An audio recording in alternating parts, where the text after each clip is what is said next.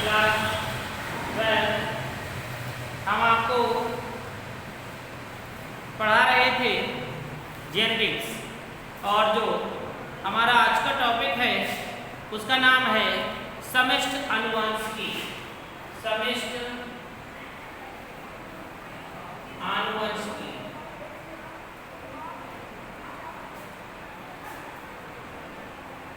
समष्टि आनुवंशिकी जिसे हम कहते हैं पॉपुलेशन जेनेटिक्स। पॉपुलेशन जेनेटिक्स अनुवांशिक यानी कि समष्टि आनुवंशिकी क्या है, ये आज हम आपको बताएंगे। जेनेटिक्स के बारे में हम आपको पिछली क्लासों में बता ही चुके हैं।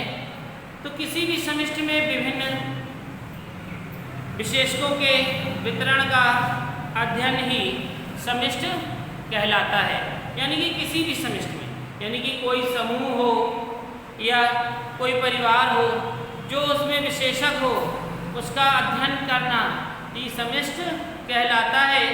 इसके अंतर्गत विभिन्न सिद्धांतों, अनुवांशिकाओं का उपयोग भी किया जाता है। तो हम आपको लिखा रहे हैं, तो आप लोग ये हेडिंग डालेंगे समष्टि आनुवंशिकी। लिखेंगे किसी भी समष्टि में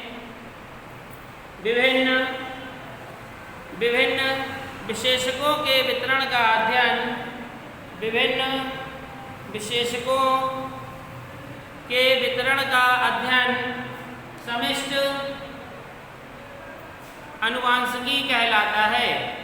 समष्टि आनुवंशिकी कहलाता है।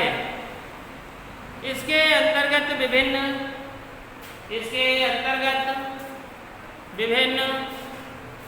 सिद्धांतों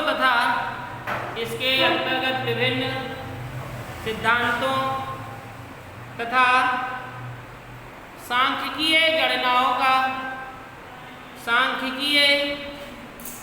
गणनाओं का उपयोग किया जाता है।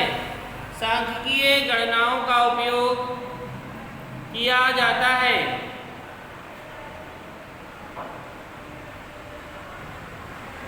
ऑटोसोमल प्रभावी,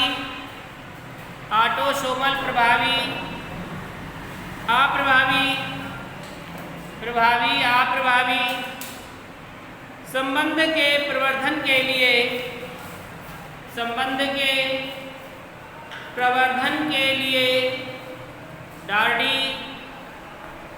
हार्डी-वीनबर्ग समीकरण का उपयोग किया जाता है। हार्डी-वीनबर्ग समीकरण का उपयोग किया जाता है,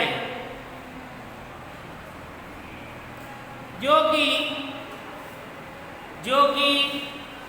केवल समयुग्मजी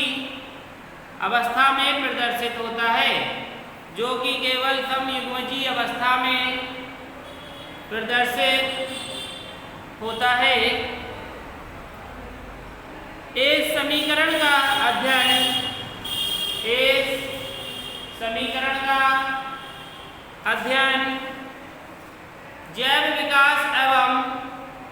अध्ययन जैव विकास एवं उसके प्रमाण व समष्टि में करते हैं। तो देखिए समष्टि का जो है, समष्टि आनुवंशिकी में हमने आपको बताया। इसी के आगे हमारा है जुड़वा अध्ययन। अगली हेडिंग है जुड़वा अध्ययन। जुड़वा अध्ययन जिसे हम कहते हैं स्टडी ऑफ ट्विन्स।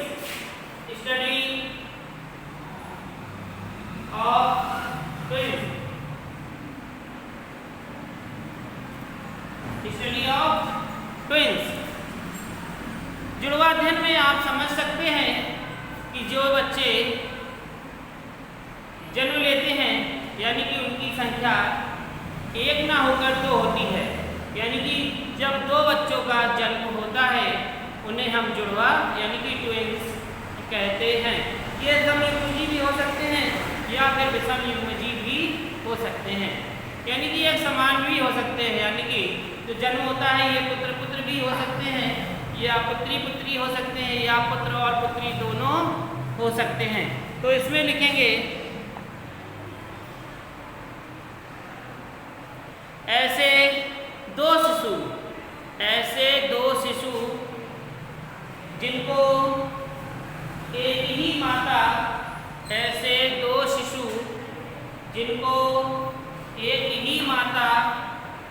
अपने गर्भ में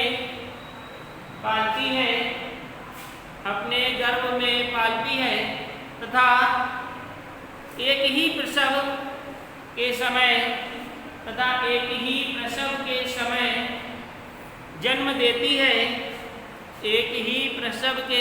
जन्म देती है, इन्हें जुड़वा या यमज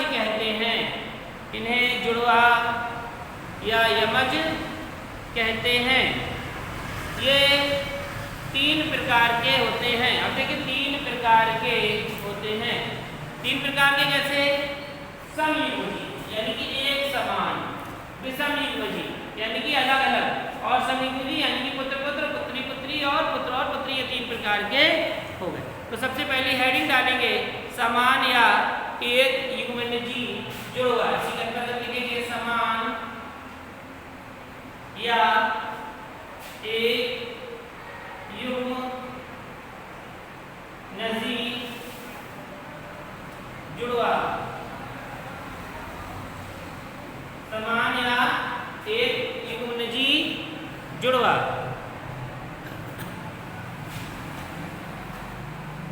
लिखेंगे इस प्रकार के जुड़वा शिशु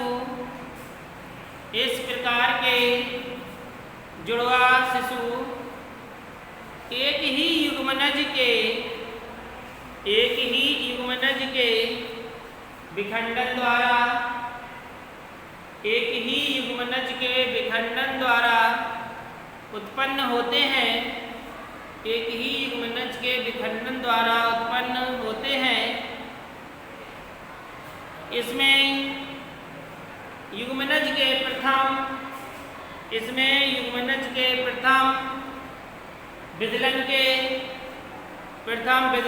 विदलन के परिणाम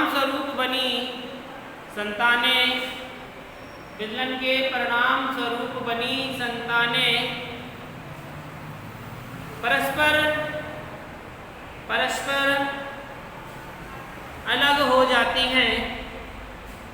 परस्पर अलग हो जाती हैं, लेकिन इनकी जीनी संरचना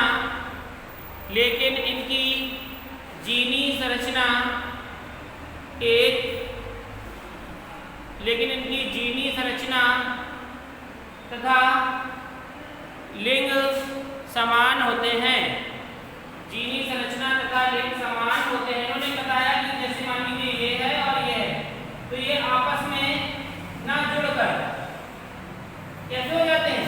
दोनों अलग हो जाते हैं। इनकी जीनी संरचना एक समान तथा लिंग संरचना एक समान होती है, यानी कि ये दोनों पुत्र पुत्र हो सकते हैं या फिर पुत्री पुत्री हो सकते हैं। तो दोनों ही होंगे पुत्र पुत्र या दोनों ही होंगे पुत्री पुत्री। केवल वातावरणीय व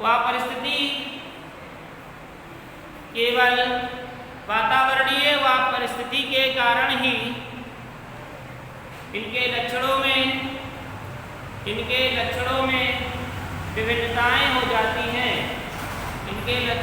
विभिन्नताएं हो जाती हैं। तो देखिए अब दोनों पुत्र पुत्र हो गए, अब दोनों की जीनी एक से हैं, क्योंकि एक ही समय पर रिप्रोडक्शन क्रिया के द्वारा दोनों का निर्माण हुआ और विखंडन के द्वारा दोनों अलग हो गए और एक ही प्रसव से दोनों ने जन्म लिया। लेकिन इनके जब ये वातावरण में आए तो और परिस्थिति में आए तो दोनों को अलग अलग रूप से समझना पड़ा। तो दोनों में ये जो लक्षण प्रदर्शित होने लगे वह धीरे धीरे भिन्न होने लगे। अगर दोनों को एक ही स्थान पर रखा जाए, एक ही जैसी चीज पढ़ाई जाए, एक ही जैसी चीज दिखाई जाए, एक ही जैसी चीज पहनाई जाए, तो दोनों में समान लक्षण ही होंगे। लेकिन परिस्थिति और वातावरणीय से इन पर बहुत प्रभाव पड़ता है, जिनके कारण इनके लक्षण भिन्न हो जाते हैं। तो ये थे समान या एक युग्मनजी लक्षण। दूसरी हेडिंग हमारी है जिसका नाम है असमान या द्वियुग्मनजी। असमान या द्वियुग्मनजी।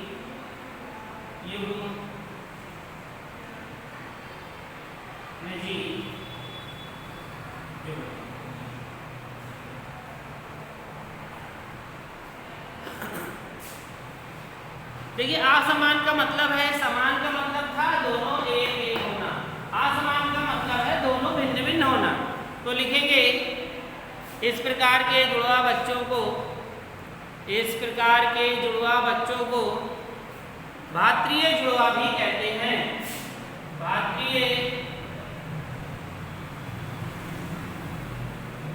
इस प्रकार के जुड़वा बच्चों को भात्रीय जुड़वा भी कहते हैं।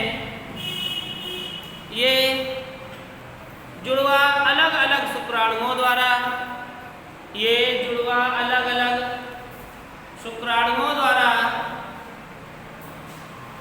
अलग अलग अंडाणुओं के अलग अलग अंडाणुओं के निषेचन से बनते हैं।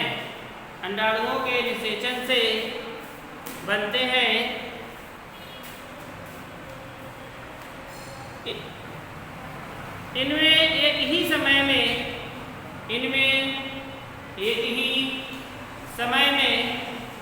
दो अंडाणुओं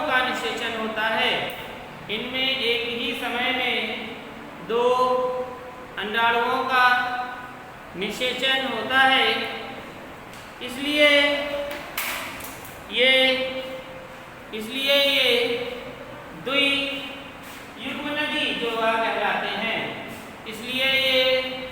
द्वियुग्मनजी जुड़वा कहलाते हैं। ये समान तथा असमान लिंगी हो सकते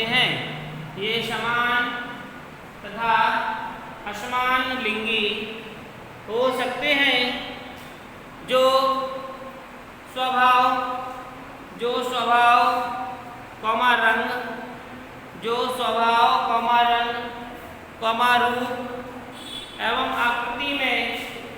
रूप एवं आकृति में भिन्नता प्रदर्शित करते हैं। अब मान लीजिए ये क्या है, एक पुत्र है और ये पुत्री है। तो दोनों में ये मोटा भी हो सकता है, पतले भी हो सकते हैं, काला भी हो सकता है, ये गोरे भी हो सकते हैं। इनके जो लक्षण हैं वो भी दोनों में समान हो सकते हैं। कैसे?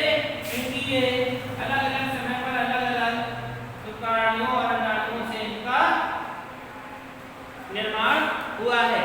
तो इनके रंग रूप में परिवर्तन भी हो सकता है, इसलिए इन्हें असमान जुड़वा कहते हैं। इनमें लगभग जो लिखेंगे अगली लाइन से, इनमें लगभग 50%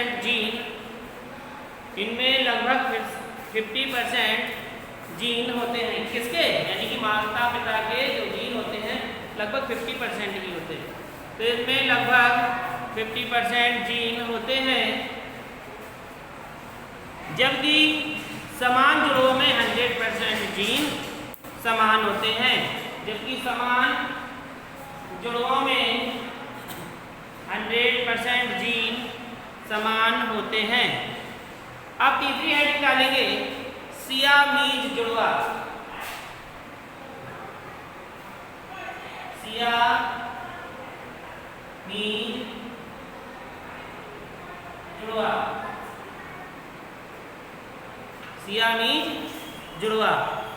सियामीज जुड़वा क्या है? आपने दो जुड़वा तो देख लिए, समान यानी कि इस तरीके से थे, असमान यानी कि इस तरीके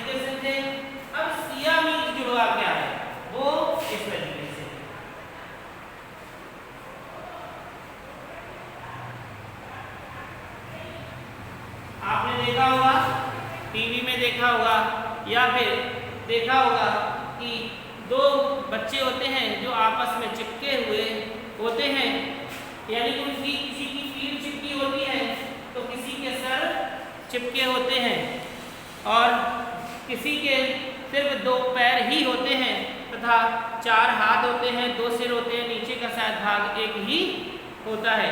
तो ये सब जो होते हैं ये सब सियामीज जुड़वा कहलाते हैं। तो इनमें लिखेंगे ये इन्हें संयुक्त जुड़वा भी कहते हैं। इन्हें संयुक्त जुड़वा भी कहते हैं। इन्हें संयुक्त जुड़वा भी कहते हैं। ये समान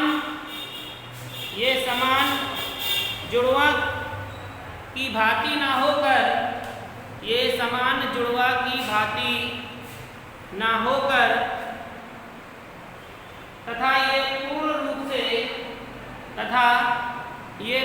रूप से अलग ना होकर, पूर्ण रूप से अलग ना होकर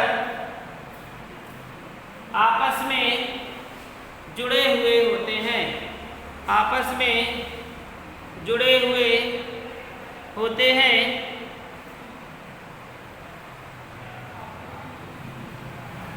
ऐसा क्यों होता है कि आपस में जुड़े हुए हैं?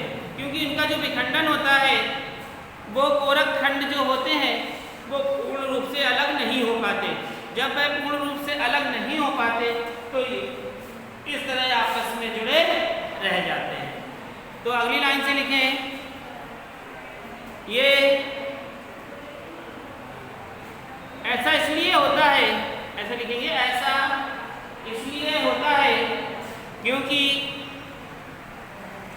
युग्मनज में प्रथम विदलन के पश्चात, क्योंकि युग्मनज में प्रथम विदलन के पश्चात कोरक खंडों के पूरी तरह अलग ना होने के कारण, कोरक खंडों के पूरी तरह अलग ना होने के कारण ऐसे जुड़वा बच्चे उत्पन्न होते हैं। ऐसे जुड़वा बच्चे उत्पन्न होते हैं जो ऑपरेशन यानी कि शल्य क्रिया के द्वारा इन्हें अलग भी किया जा सकता है। अब जैसे मान लीजिए ये सर है और इनका सर है और बाकी धड़ क्या है, अलग अलग है, और सर चिपके हुए, तो कभी शल्य क्रिया की जाती है और इसको अलग कर दिया जाता है। लेकिन अगर ये परिस्थिति हुई कि इनकी पीठ इस तरीके से जुड़ी हुई है तो इसमें भी बहुत क्रिया होती है कि अलग होने लायक है या नहीं, इनको भी अलग कर दिया जाता है। लेकिन कभी कंडीशन ये हो जाती है कि सिर्फ पैर 2 ही होते हैं तथा बॉडी 2 होती है और हाथ भी 4 होते हैं।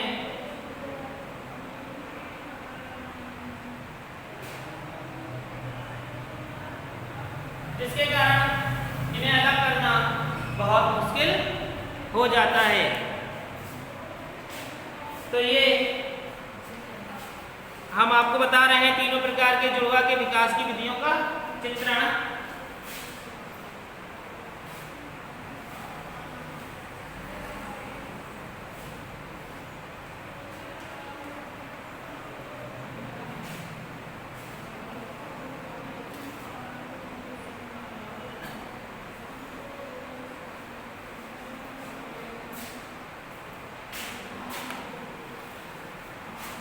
देखिए ये इस प्रकार का एक युग्मनज है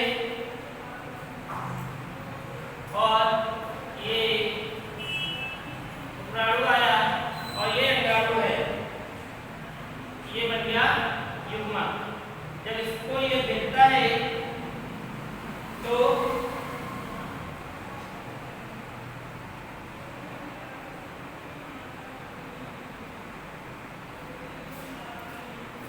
तरीके से ये क्रिया होती है।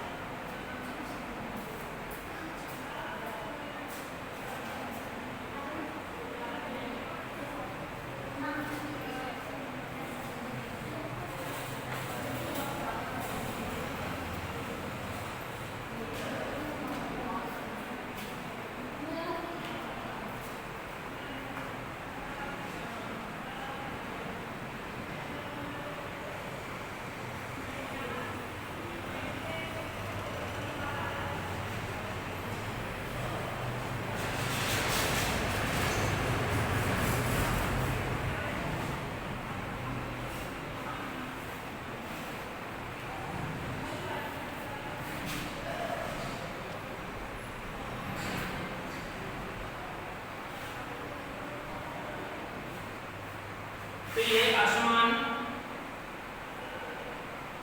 असमान और ये समान, युग्मजीव,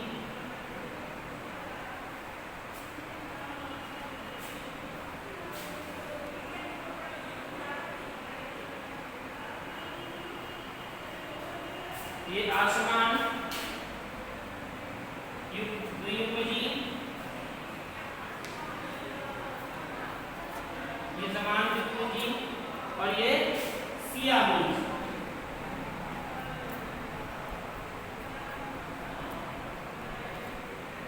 ये हैं आपके सियामीज। तो देखिए ये आसमान द्विभुजी है, लड़के व लड़कियां, लड़के व लड़की, यहाँ पर दोनों लड़के या दोनों लड़की, यहाँ पर लड़का या लड़की, यानी कि ये जो दोनों है, यानी कि आपने देखा यहाँ पर 3 प्रकार के आपके बन गए। ये असमान द्विभुजी हो गए, ये समान। तो आपने यहाँ पर देखा युग्मज है, गुणज है, इस प्रकार से दोनों अलग हो रहे हैं। ये असमान भी हो सकते हैं, यानी कि पुत्र और पुत्री दोनों हो सकते हैं। यहाँ पर ये इस प्रकार से यानी समान हो सकते हैं, या तो ये दोनों पुत्र पुत्र हो सकते हैं, या दोनों ये पुत्री पुत्री हो सकते हैं।